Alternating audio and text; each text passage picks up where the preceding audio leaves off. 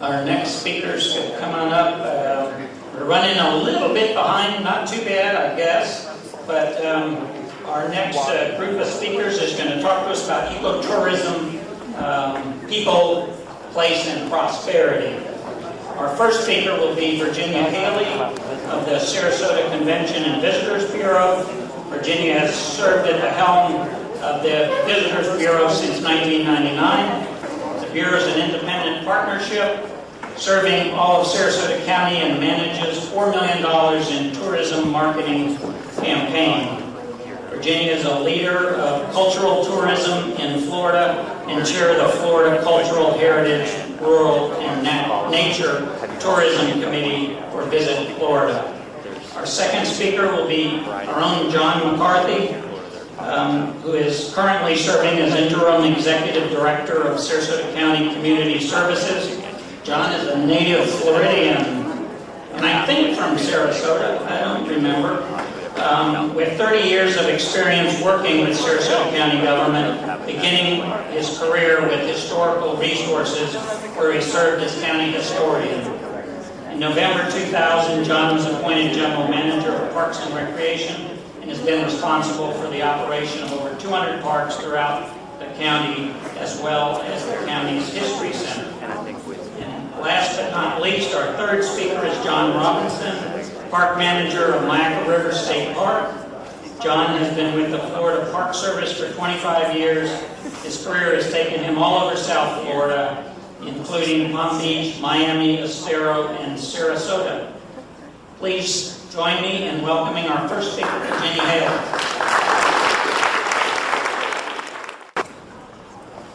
Good afternoon, everyone.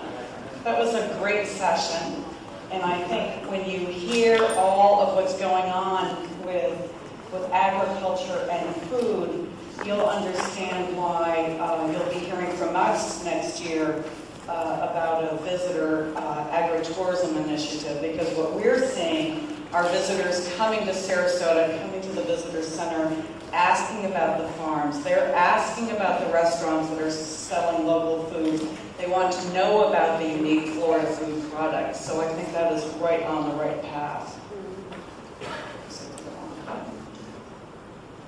I wanted to first give you an overall snapshot of tourism, who's coming here to Sarasota County. It's an unusually high household income. It's a little bit higher average age than the nation.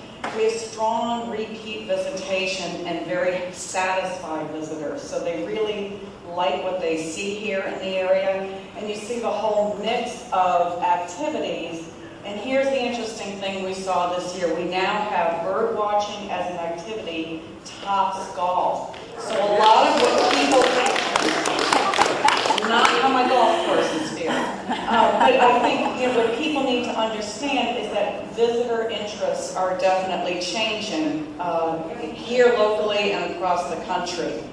Now, the other thing is, you would normally think in the past that ecotourism was of main interest to our European visitors, but again in the last year, what we've seen is Floridians are really experiencing the Florida nature product. So the appeal for Sarasota with the other people in the state are very, very important. And look at the growth we've had in people providing different kinds of ecotour opportunities over the last 10 years. One of the things we've done to capitalize on it was about 5 years ago, we began working with the county, with the Nature Conservancy, and we put out a tabloid in the community to help get people to the different natural lands, to the parks, whether they be state, water management, and that really helped visitors and local residents start to begin to find some of that access. We did a website which we significantly upgraded last year, working with the Environmental Council, and if you see the theme with all of these, it's about working with the different partners in the community, because we look at ourselves as being the delivery agent, the communication pipeline between the visitors and sometimes the residents, and those of you who have the knowledge in the area. We've really been promoting ecotourism, a lot of it through the web and the newsletters, and driving strong increased traffic to all of these sites. And although the Discover Natural Sarasota website may not have the highest number of pure visitors, they are the most engaged of all the different separate sections on the website. Just a little bit of what people are looking for: camping, fishing, wildlife. And then one of the things we find very important is we need to add content to that site constantly. People are always looking to find out what the locals are doing. Which parts are you going to? Which is the walk that you think is special? What is the flower they should be looking for? So all of that is very important to get in front of the visitor. We also do a lot of promotion through public relations. And I think in terms of ecotourism, public relations is probably more important, and we've had more success than traditional advertising. And I think you see it in a number of different ways. You know, we worked for about 7 years to build a relationship with Dr. Leatherman, constantly sending him little reminders. He obviously did the naming of Siesta Beach #1, but a lot of the reasons for that naming were some of the policy actions that this community took, such as banning smoking. So that kind of respect for our resources can then turn into huge public relations promotions. And you see 440 million, actually it's grown since then, because we've been able to promote that kind of designation. And again, our role is really connecting journalists to the experts out there. So sometimes you'll hear from us, or you'll hear pleas from my office saying, you know, can someone take a journalist kayaking? I'm perfectly capable of doing that. But they want to hear from someone who has that passion. They really want to hear from the professional marketing person. So that's really the role we try to play. We do advertising, we do print, we do online, in various publications to reach this market. Probably the most successful would be specific lifestyle targeting that we do with Google. And then we have new programs. You may have heard we're searching for Sarah via Facebook. Sarah's will be able to win trips to Sarasota County. And one of the trips that you get to win is an ecotourism-based trip. Another major effort for us is with the Florida Society of Ethical Ecotourism, which grew out of Lee and Collier counties. We want to introduce in this area. Now, we had a little hiccup because the program was unfortunately mentioned at a county commission meeting at the same time as rules and regulations were talked about. This is not government. This is, and it's been successful because it's providers of ecotourism experiences who have decided to measure themselves against rigorous standards to ensure that the experience they're giving the public is top-notch and respectful of the very special project that we're using. So it's not Sarasota County government, it's not state government. It really is the industry saying, and if we get people to buy into this, we feel the experience you're having in Sarasota County is so quality, and we're so concerned about that quality that we're willing to go through this rigorous testing ourselves. So we're really hoping to work with our providers and institute that into Sarasota. And of course, we feel it will become a marketing edge for our community. In terms of ecotourism return on investment, with all of the efforts I've just talked about, we've seen a very solid increase in the number of visitors actually taking part in some kind of wildlife or environmental activity. And we see that strong 3/4 of our visitors say that the natural environment and those attributes are key for why they decided to come here. The other quarter were just so sick of the snow up north, they came, they didn't care what they saw. So it's an extremely important segment of our market, and I think it's an area where we have a lot of opportunity to grow it in the future. So thank you very much. And with that, hello everyone, no fancy slides for me. I'll just talk for a little bit. I think one of the things that's great about ecotourism here is how Sarasota County, for many, many years, has positioned itself with an abundance of environmental lands, conservation lands, parklands, very unique sites that have been preserved through the public's desire to see sites preserved for us, in other words, for the locals. And now we're starting to see that all those things that we appreciate here, our beaches, the Myakka River, agricultural lands out east that have turned into conservation lands and now are actually creeping back into agricultural lands as cattle leases and things like that help us manage those lands, that all of these things are now resting here. Over 100,000 acres of preserved land in the county between state parks, Swift Mud, Sarasota County conservation easements, and other tools to preserve the landscape. And when you think of that represents actually over 25% of the land mass of the county, you could see it from the space shuttle if you were going over the big green space that exists here in Sarasota. So we've so well positioned ourselves for this, not necessarily intentionally, but we have the good fortune of having all these assets. I want to touch upon, kind of split these up into kind of air, land, and water.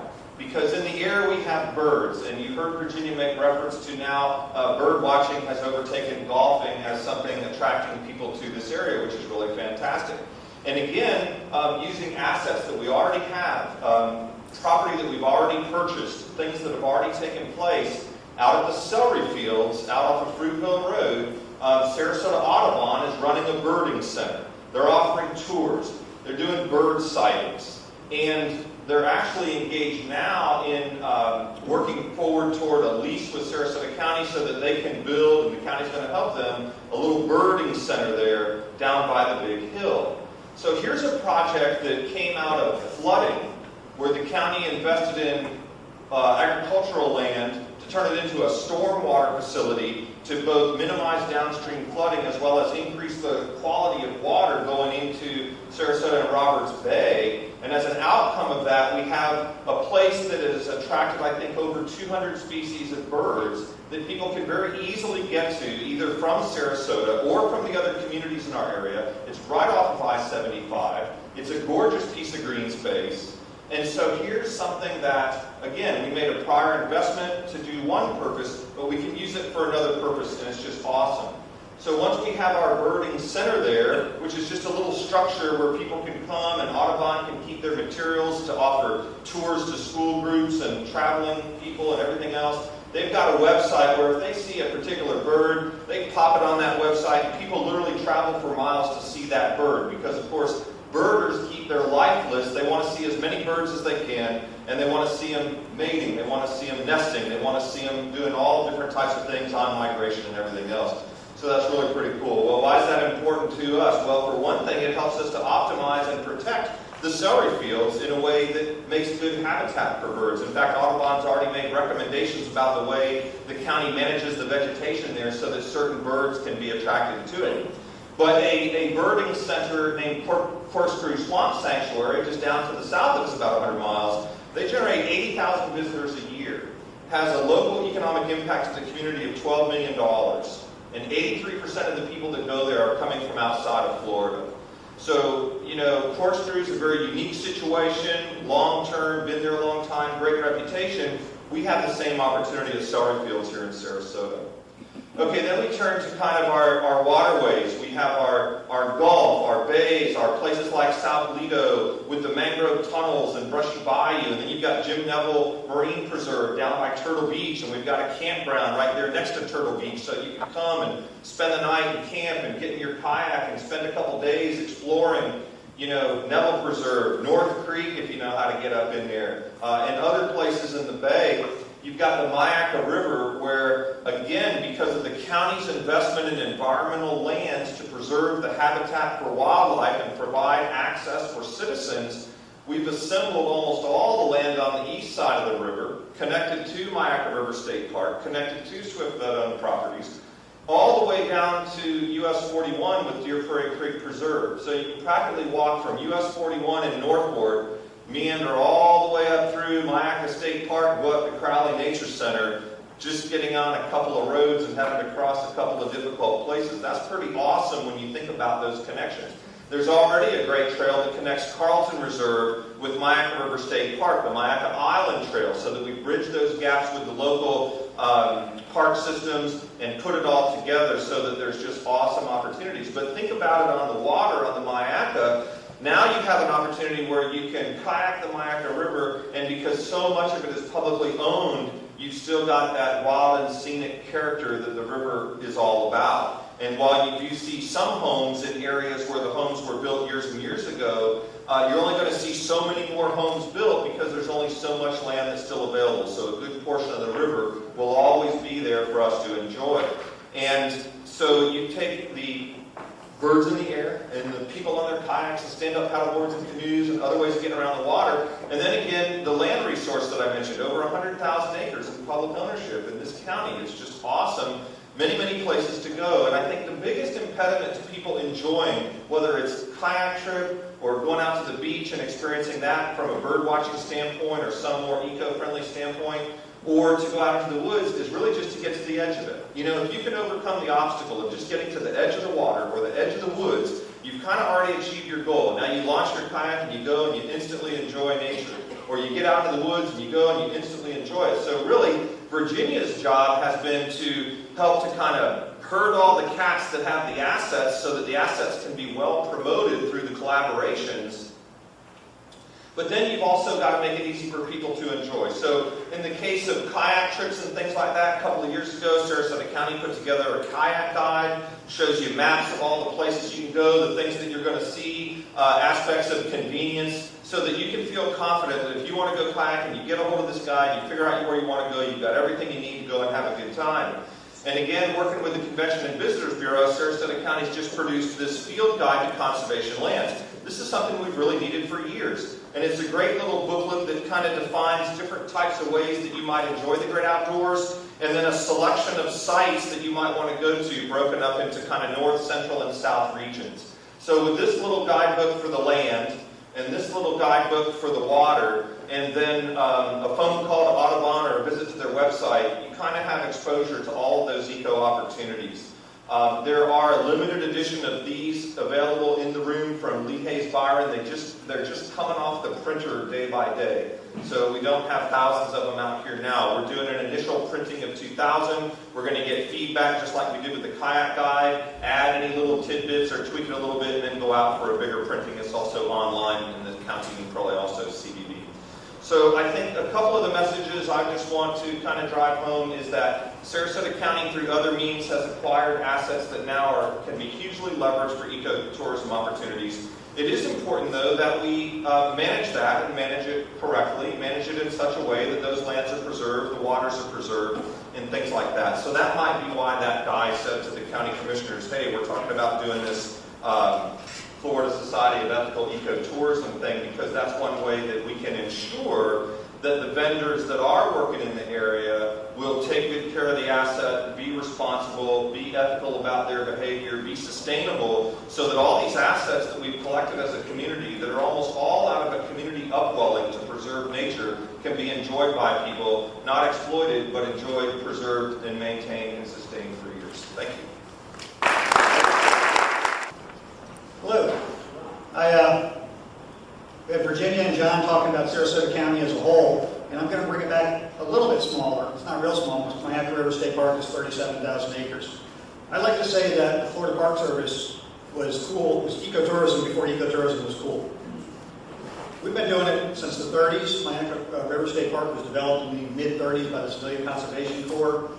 It's about 58 square miles. Not all of it's in Sarasota County, so I don't know if you count all of us in here 100,000 numbers. But we have 90 campsites out there with 42 brand new RV campsites that was just invested by the state for a $1.5 million investment out there, capital improvement. If you're an RVer, it's going to be some of the best in the area. Make your reservation early, they're going to fill up. We have the 5 historic log cabins that people are familiar with, pond cabins out there. They're really special. And all the recreational opportunities that they mentioned earlier, walking, hiking, bicycle riding, birding, wildlife viewing, canoeing, fishing, picnicking, it's all available at one place. We call it one-stop shopping.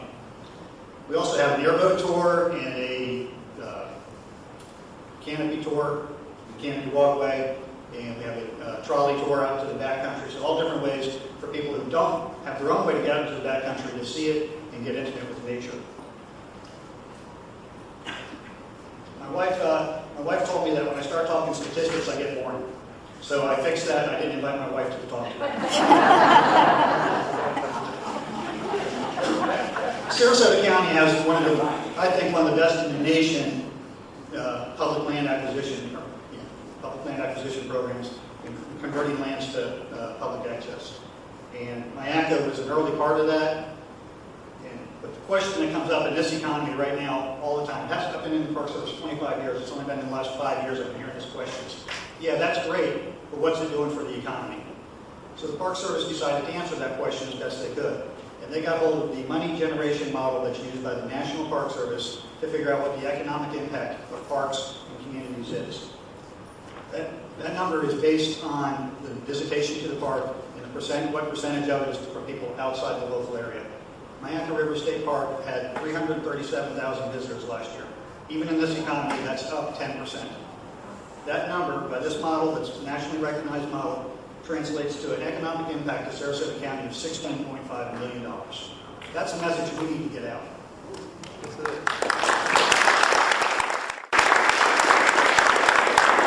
In addition to that, that number translates to the creation of 332 jobs in Sarasota County. That's another message we need to get out. The Florida Park Service as a whole, their economic impact to the state of Florida is just under $1 billion. That's just the Florida Park Service, not ecotourism, not national parks and local parks, just the Florida Park Service. And that's a creation of over 1,900 jobs. One of the things that I think is most impressive is we do that without general revenue tax. I'm not sure if you know how state parks are funded, but we're funded primarily by our user fees. Right now that number is about 78%, and the other part is by documentary stamp taxes when property is bought or sold in the state of Florida. So I don't know of any other state agency that's 78% self-sufficient, generating almost 2,000 jobs and almost $1 billion to our economy. That's what Florida Park Service is doing for the economy, and I think the same numbers can translate to what Sarasota County public lands are doing for this economy. Thank you. Well, the speakers certainly don't lack enthusiasm for their subjects. And we have a few minutes for questions. We're not too far behind time. Anybody have any questions? My name is Lee Merman. I'm a real estate broker in Sarasota, and my family thoroughly enjoys all of our public lands. I mean, it's really incredible. But what I hear so often as a real estate broker is that while I know that some people are getting out to Myakka, so many people still are unaware of all the gifts that are out there, whether it be the Carlton Reserve or lots of trails or some of the, the esoteric parks in different areas. Virginia, what can you guys do to take some of those 4 million unique visitors to the website and increase their looking at some of the hidden treasures that we have? Because I think that the ecotourism number, I know that a lot of that will come from organized tours, but I also think even a greater percentage will go off on their own and will extend their stay from 2 to 3 days to a week because there's just an abundance of things to do. I agree. I think there's a couple of answers to that. I think one of the things I touched on was we need to share more of the experiences directly with the visitors. And rather than have the CVB do it, or the county do it, or park staff, it's best shared by people who live here and other visitors.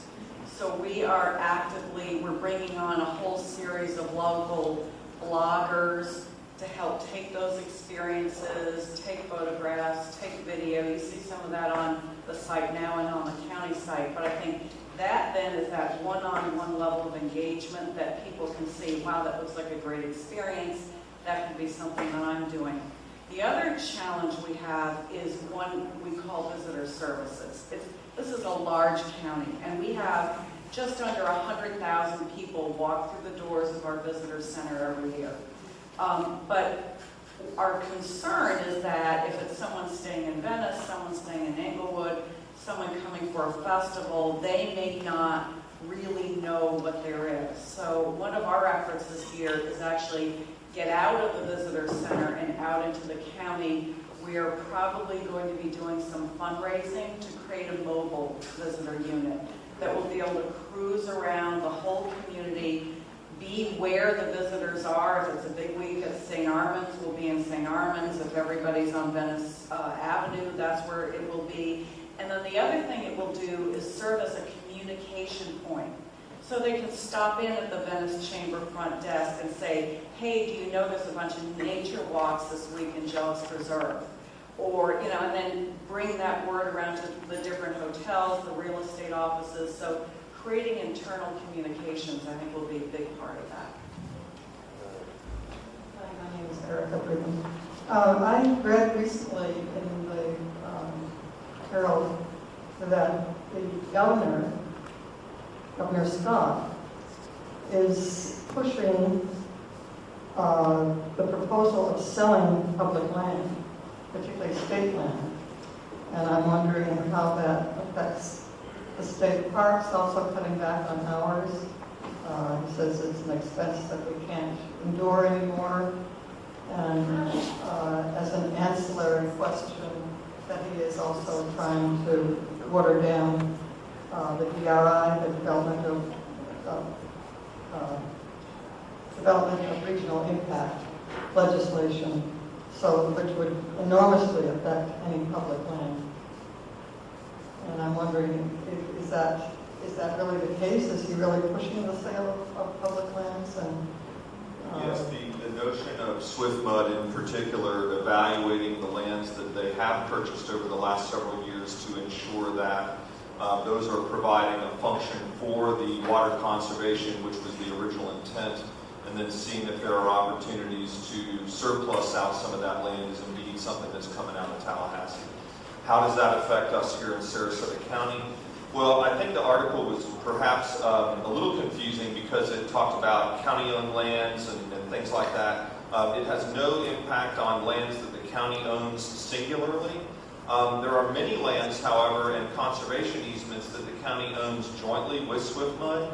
And so for any of those lands, if they were identified or portions of them were identified as surplus lands, then they would also have to get the approval of Sarasota County government. So it's going to be a little more complex to deal with lands that were purchased in partnership. So that really helps, I think, to protect some of the assets here in Sarasota. They won't be the simplest ones to sell. But I can also give you an example where, in the case of some land that Sarasota County has recently purchased, where the Environmentally Sensitive Lands Program purchased ranch land where the owner would only sell everything that they had, and only a portion of it was really met the criteria for environmental lands. They actually went into that deal thinking that they might sell off a portion of it, but they had to buy all of it to get the jewel that they wanted. So in that case, there may be examples in the future where portions of land are sold. Those would be those pieces that are least important for the systems. So I think that hopefully that helps you to understand that it's basically SwiftMud, and it's going to be the first tier of lands they're going to look at are the ones that they own singularly, not in partnership with other communities, and many of the lands that they own are in partnership with other communities. I think I'll allow John to respond to the question certainly about state parks and operating hours. The question on state park operating hours is probably a holdover from last fiscal year. Each fiscal year, the Department of Environmental Protection is asked to submit a budget, and in these economic times, it's always asked to submit a budget with a certain percentage cut. And last year, they were asking, I believe, for a 15% cut. So the Florida Park Service said, in order to cut 15%, we're going to have to close some of these underutilized parks. We're going to have to reduce hours in some of our other underutilized parks. And that's how we get to that number. At the end of the fiscal year, because of, I think, some of the numbers that I was able to show to you and the impact that the Florida Park Service has for their local communities, I think we took a 3% cut in the Florida Park Service, and we did that without closing any parks, without reducing hours in any parks. In fact, we sent that message so strong last year that this year, when they asked for our budget projection for fiscal year 2012, they asked us to submit with a 10% cut, and oh, by the way, in your 10% cut, you can't close any parks, you can't reduce any hours, and you can't take any staff out of the frontline parks. So all the proposals this year, in order to meet that number, so it would not have as much impact to the local communities, is to take people out of our district offices and out of our central office in Tallahassee. Okay, let's thank our speakers, John and Jonathan.